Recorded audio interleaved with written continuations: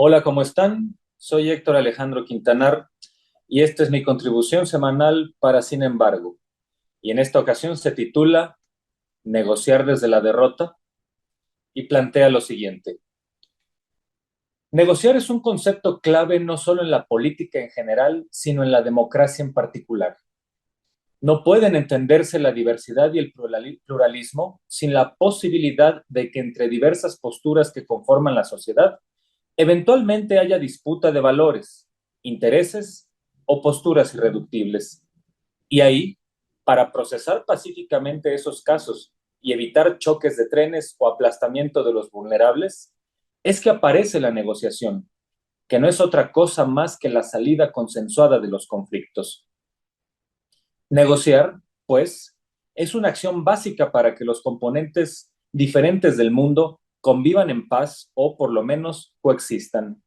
Negociar así parecería que se trata de algo que siempre es loable o que siempre dará una alternativa razonable a un problema que se antoja como callejón sin salida.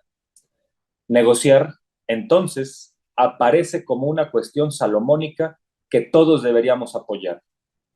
Pero, en una democracia, siempre hay tiempos para negociar y otros para acatar. La propuesta que modificó al Poder Judicial bien pudo haberse negociado con las diferentes expresiones de la oposición, pero para eso hubo tiempos de exposición del contenido de la misma y debate legislativo en comisiones y plenos. Ahí, en esos tiempos, la negociación habría sido un vocablo que suena a democracia. Pero resulta que esa propuesta de reforma constitucional hecha por López Obrador y Claudia Sheinbaum libró todos los filtros democráticos posibles. Fue una propuesta de campaña explícita. Se votó por ella arrolladoramente tanto en el Ejecutivo como en el Legislativo. Se debatió en diversidad de foros antes de ser una promesa de candidatura presidencial. Se logró el dificilísimo entorno de contar con el Congreso Federal y congresos locales a favor para que dicho procesamiento fuera aprobado. Se votó con la mayoría requerida y se publicó, como era debido, en el Diario Oficial de la Federación. Decir esto es sencillo, lo que hay detrás no lo es.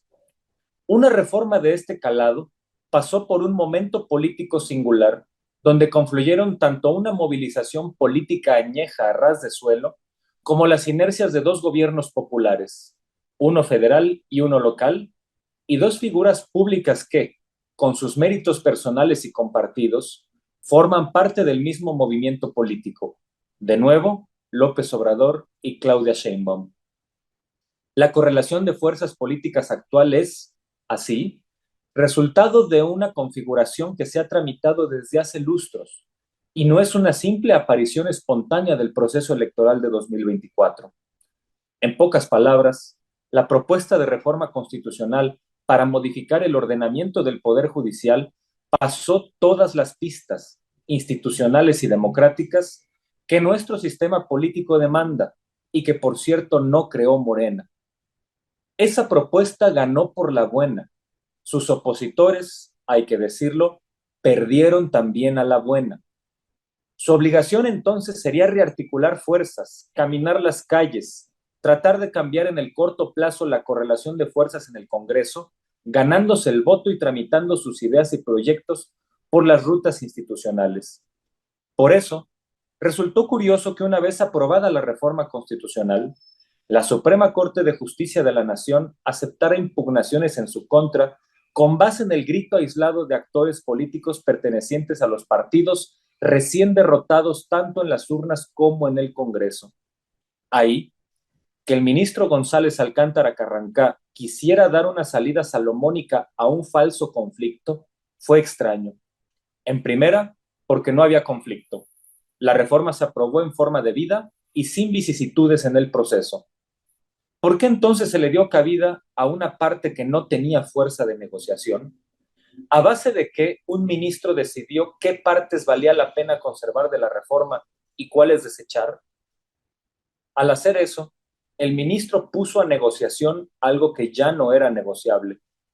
Y es entonces donde la palabra negociar deja de ser democracia y se convierte en chantaje. Agravaba la cuestión el hecho de que la sola intención de la Suprema Corte de modificar una reforma constitucional ya publicada en el Diario Oficial de la Federación iba en contra de los antecedentes que esa misma Corte había tenido con casos similares en el pasado. El doble criterio así resaltaba como incongruencia, cuando no como oportunismo. Y en ese galimatías de incoherencia, luego algunos integrantes de la Corte quisieron reducir a 6 el número de votos necesario para rechazar la reforma, que debía ser 8, en un acto ya de desesperación y de ánimo chicanero. De nuevo, a un mal momento para negociar, se le sumaba la actitud de ciertos ministros similar a la de un niño tramposo que quiere cambiar las reglas del juego en plena jugada o amaga con llevarse el balón a su casa cuando va perdiendo el partido. Negociar ahí no tenía cabida. La opción democrática era que la Corte aceptara una reforma hecha por la vía legítima y que hiciera caso a sus propios criterios y actos del pasado reciente para ser consistente. En democracia hay tiempos para negociar y otros para acatar. Aquí procedía una aceptación y acatamiento de una reforma que, en efecto, implica un camino inexplorado, pero no por eso ilegal, ilegítimo o violatorio de derechos, cosas que la propia Corte sí ha avalado en reformas tramposas hechas abiertamente con trampas gangsteriles, como fue la reforma constitucional energética de 2013-2014. En suma, querer que una reforma ganada a la buena negociara con un grupo que perdió a la buena fue un acto asimétrico que nos recordaba la actitud de los chuchos del PRD, esa horda de porros fracasados que era más feliz perdiendo elecciones y viendo qué obtenían a cambio de chantajes. De ahí que ellos se ganaran una fama de negociadores, que en realidad era un hombre amable para su actitud chantajista y oportunista.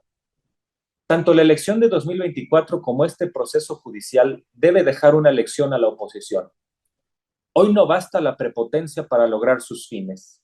Si quieren ganar algo, comiencen por ceñirse a las reglas de la democracia en vez de persistir en la dicotomía maniquea donde quieren, al mismo tiempo, sentirse una minoría acosada y una mayoría silenciosa. No son ni una cosa ni la otra. Aprendan a jugar para que puedan crecer. Muchas gracias.